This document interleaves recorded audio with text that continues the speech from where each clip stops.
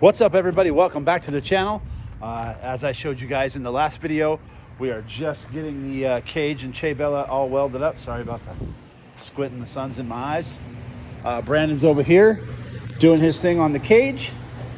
Like I showed you yesterday, we got everything tacked in place, and now he's just going to town and burning some rod.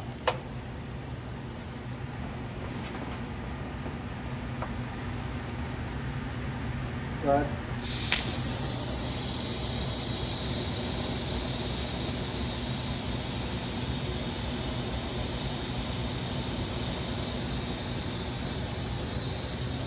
All right, guys. Well, unfortunately, that happened. We were lifting up on the cage and it touched the glass and broke. So we're just breaking the glass out. Hindsight, I should have just had a glass guy come and remove the windshield and put it back in for me. Because I lost those and that one and that one. But maybe if I hit up Matt and June, hopefully they still have some and they'll hook me back up. But that sucks. It's unfortunate. It is what it is. And we're just going to get this rest of this out of here, get it vacuumed out, and keep moving forward. Got the windshield out. Had to give it the hammer job and cut the sealer and got it all out. So it'll actually give me a better opportunity to clean up some of this relay stuff and my fuel tech wiring. Brandon's back in there welding up the tops. Like I said, hindsight, we should have done things a little bit differently, but it is what it is. And then it'll actually give me a good opportunity to Scotch Brite this. I can probably paint it too, down to here, and then just leave the welds open so they can insert it and then paint those. But I don't know, we'll see. Anyways, we're getting it done.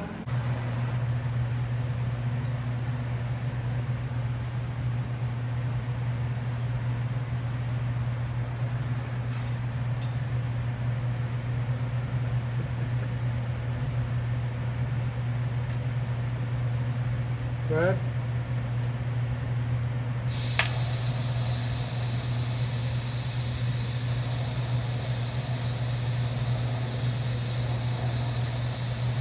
Huh?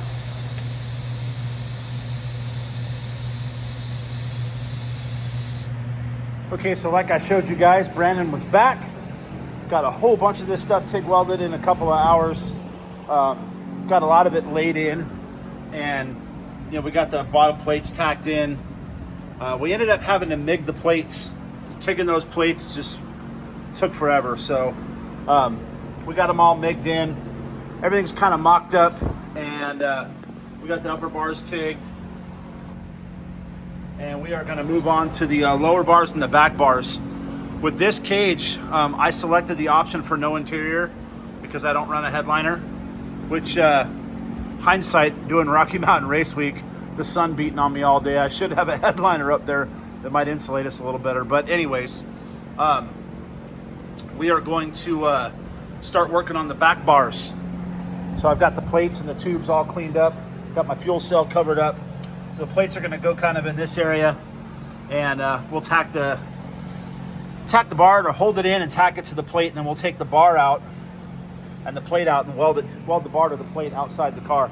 Make it a lot easier. And then I'll get all the metal cleaned up and we'll MIG the plates in back here. But Chebella's coming along. She's getting her 850 cert cage. The door bars are going to be really simple. They just drop in right about here and drop down to the floor after those are welded, and we can call this thing done. So we should be able to wrap this thing up tonight.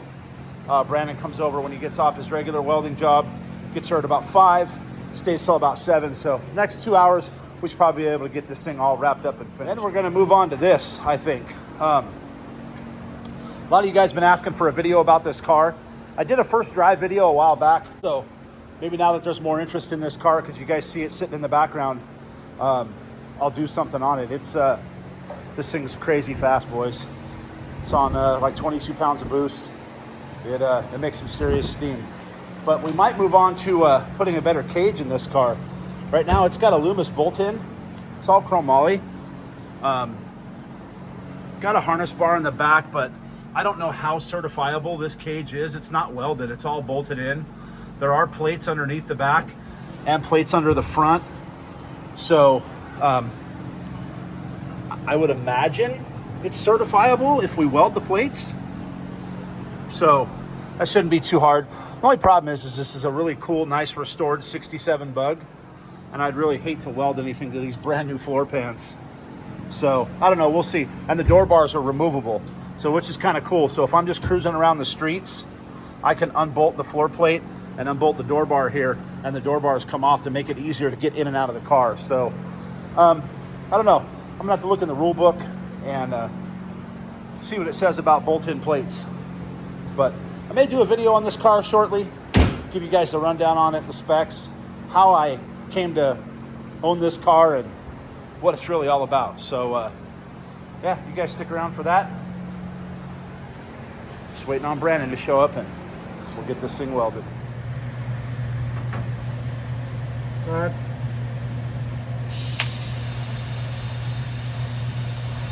Things you do to get the tops.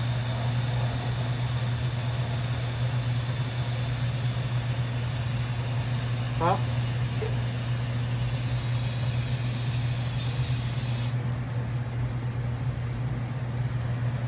I don't know if you guys know this or not about this car. I think I've told you once before. This car usually fights me every single step of the way. And I think that's old Che just letting me know he's still here and with me. Giving me a little pain in the butt, having to work a little bit harder to get this thing done. But she's definitely fought me every step of the way. And I'll have to ask a few of the old friends. Maybe she treated him that way too. I know he didn't have this car very long before he passed away. But I know it gave him a whole bunch of trouble until we put a Prelude motor in it for him. And then I think he drove it back east and back, and there was no more problems after that. But this thing fights me all the time. So we're going to fight through it, get it done, get it finished up.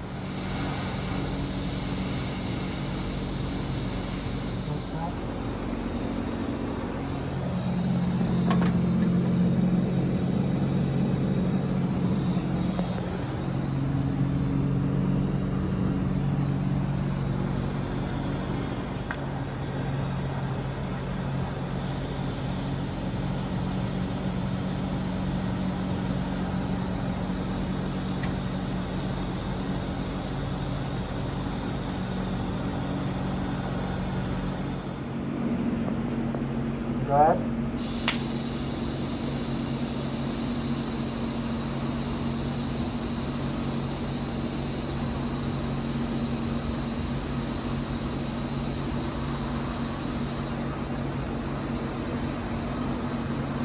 Huh?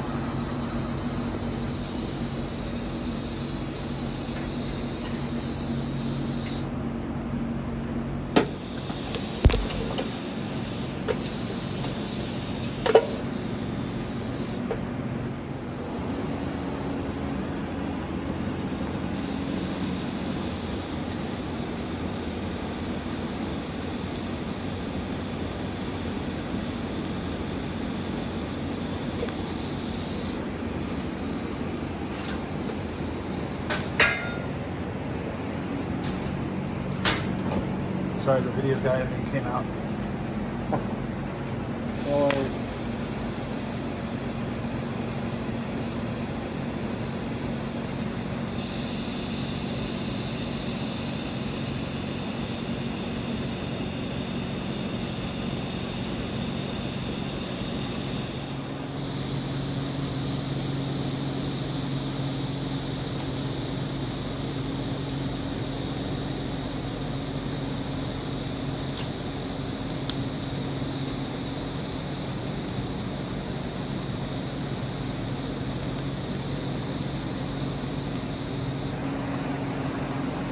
All right, well, we're just about finished up with the cage.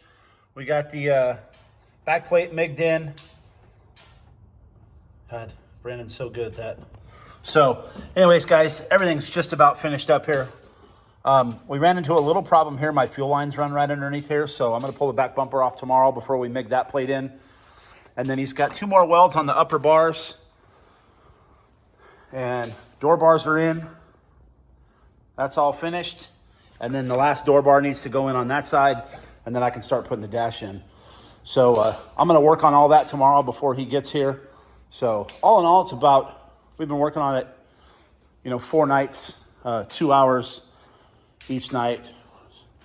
But that took a little bit, that took a while for us to get that out and clean it. So still a time saver, definitely, than us making it and doing all the welding. So this thing's just about finished up, and we'll get her put back together. Yo, Jason, Whitfield Manufacturing. What is up with the door bar fitment, bro? Check that out. Friggin' money, dude. It don't get much better than that, Jace. Thank you again so much for the cage, man. This thing's perfect. So like I showed you guys earlier, we got the cage done. And then I got AC coming in tomorrow. So Brandon went from welder to carpenter. And we basically build houses now, I think. That's what we do. We got a bunch of drywall put up right here in this one spot. And then a board hung up. I got to get some more screws in the morning to screw it down. But that's where the heads of my mini splits are going to go, up there. So yeah, we're basically professional carpenters now. I think we can build houses. So you guys stick around. We're getting that mini split installed tomorrow, and then we're gonna get back on Chebella and get a few more things done. We got to weld the oil pan and do some aluminum work. Brandon will be back to weld that stuff up tomorrow. So join us then, and we'll see you tomorrow. All right, well, we're all finished up. What do you say, Brandon? Good to go? Yeah. So what did you think of the cage and how it all laid in? Decent? Yeah. Saved us quite a bit of time. And then what about the Harbor Freight welder, the Vulcan? Oh, welder, great. Cool. So pass on the Vulcan welder. Everything's tigged in.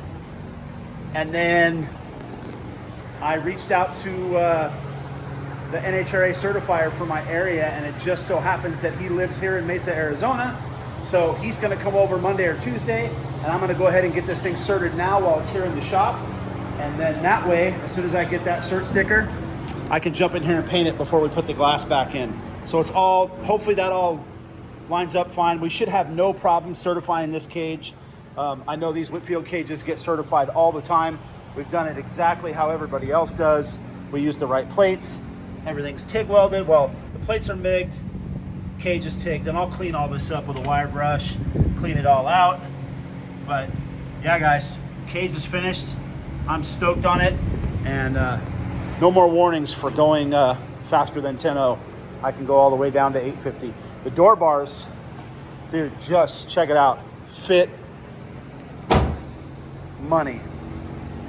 Huge shout out to Whitfield Racing, dude. Or I'm sorry, Whitfield Manufacturing. It used to be Whitfield Racing. Jason just knocked it out of the park on the door bar fitment, man. I love it. And for being a production cage that he pumps them out, this thing actually fit pretty friggin' well. It took us a few to figure it out, but look at that fitment, boys. Just perfect. All right, guys, so we're back today. Like I showed you yesterday, the roll cage is all finished up. We got the oil pan pulled off now. Brandon's over there on the welding table, getting it cleaned up, ready to re-weld it. It was a brand new Moroso pan, and it leaked from every orifice. It's the steel pan, not the aluminum one. But AC guys came this morning, got the mini split installed up here, got the wood panels. You know, we showed you guys that we're carpenters and we can build houses now. So anyways, Brandon's over here cleaning up this pan, and I looked at it closer and realized that it was all MIG welded. So he's gonna run over it with the TIG and see if we can't get that thing cleaned up and get it to stop leaking. I had tons of Honda Bond on it and it didn't leak, but that's kind of just a temporary fix. In the meantime, while he's doing that, I am gonna drop the oil pickup, the windage tray, and we're gonna have a look at the rod bearings and see how good or bad they are. They've got a race season on them. This motor's got a lot of passes on it and a lot of miles on the street. So we're gonna drop the rod bearings out, have a look, and see what, actually I don't even remember what rod bearings are in this motor. So I need to see if I can get a part number off and get a new set ordered. So we'll go ahead and roll bearings into this thing before the event. All right, guys, first rod bearing is out. I started to get a little nervous looking at the rod cap. As you guys can see, this rod cap's had some heat in it, but I think this motor, I think these are used rods. They reuse these rods. A little bit of heat in there, not too bad. I kind of don't like that heat, but when I saw the heat in the cap, I was expecting to see a trashed bearing, and bearings look pretty good, boys. I mean, minus that one little nick mark down in the middle, but you're not seeing any copper in there. It's just kind of normal wear and tear for the beating that I put on this thing. So, like I said, this thing didn't have any issues at all. Had good oil pressure, made good power, runs perfect. But because of what we do to these things, it's always good to check the bearings, and they are standards. So I'm gonna get a set of rod bearings ordered. I'm not gonna go any further and look at any of the rest of them. I'm just gonna go ahead and order a bearing set now, and then I'll move forward and do them all.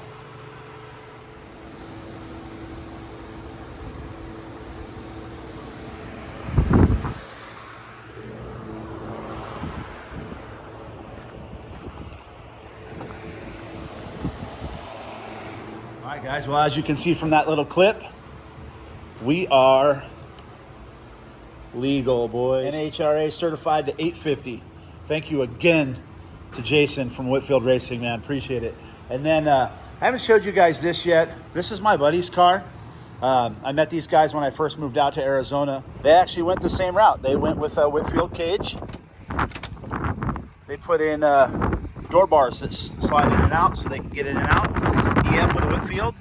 And since they were doing my certification, sorry about the wind, guys, it just got real windy here. Since they were doing my certification, went ahead and did his as well. So this car's also certified to 850 now. Good to go. And a really nice EF. Thing's really, really clean car. So now we can move forward, start getting Chebella put back together and ready for Rocky Mountain Race Week, and not have to worry about our roll cage anymore. So good deal there. Time to get rolling.